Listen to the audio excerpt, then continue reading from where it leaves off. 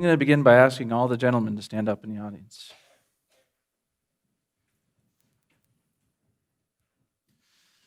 Look around, guys. 1 in 6 of you will be sexually abused at some point in your life, or already have been. Ladies, 1 in 3. You may sit down. In this audience tonight, I know there's at least 30, 40 people who share my same story. That gives me the strength to be able to talk today. You're not alone. I'm not alone. We're not alone. I was 10 years old when the abuse first started by a close family member. I can still feel the confusion that I felt. I don't remember a lot from my childhood, but I remember those nights as if they happened last night.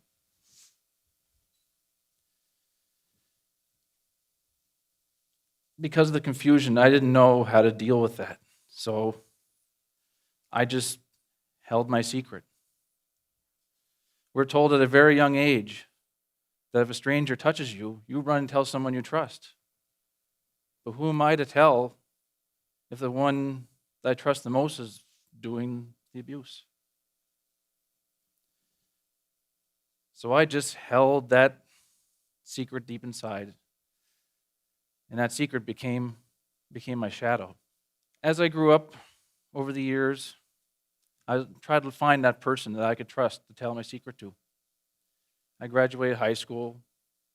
That old shadow was right behind me, following me around. I got through college, and that secret, that shadow, kept hiding me from the light. I went to college, I got married, and that shadow just kept following me around. I was prepared to go to my grave with that shadow. I was prepared to die with it. I could hold the secret inside. You see, my abuser was still a part of my life. That was till the morning I held my newborn son in my arms.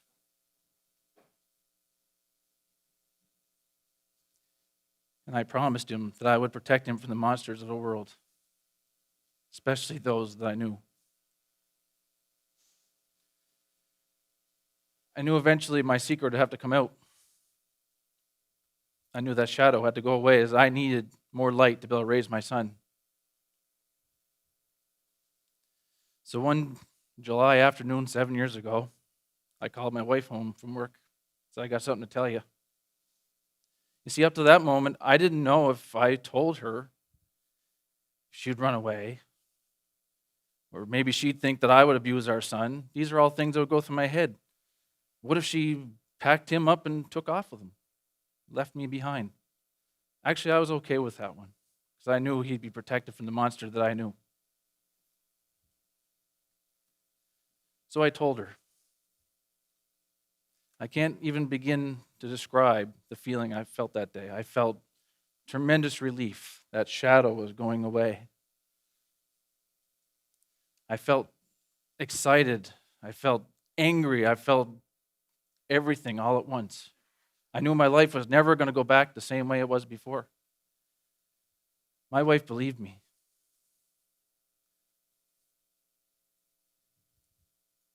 She's been the rock of my life.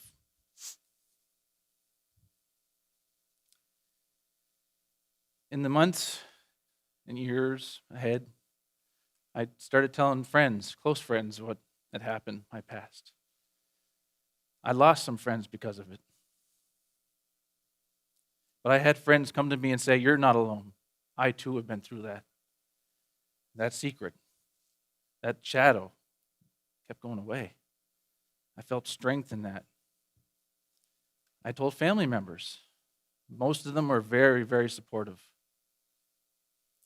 One in particular wasn't very supportive and said I was ashamed of the family. That we can deal with this on the inside. Why would you have to go and tell the police? You see, each time I told people, that shadow was going away. The light was coming to my life. And while it was exciting to be able to see that light, it also built great anxiety in my life. With the tremendous leadership of people I had around me, I learned that I could deal with this anxiety. So I exercised. Last year I walked 1,200 kilometers. I walked to Ottawa.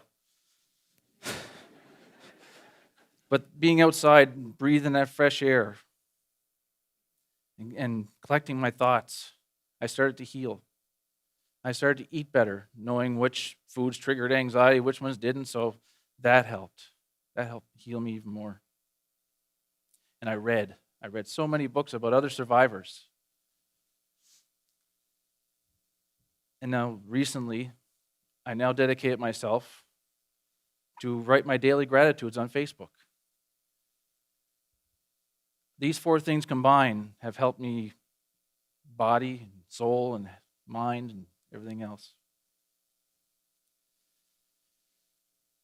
And now I want to tell the world. I want to help other people. Last year I started a blog with this intention to be able to tell the world my secret.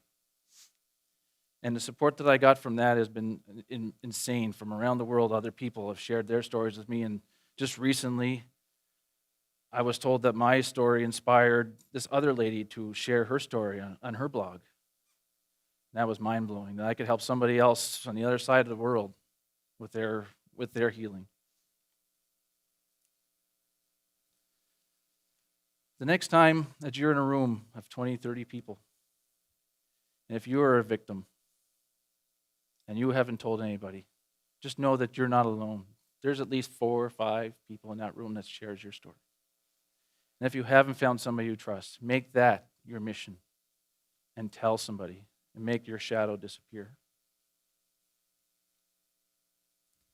And then get habits that will get you through to heal your mind, heal your body.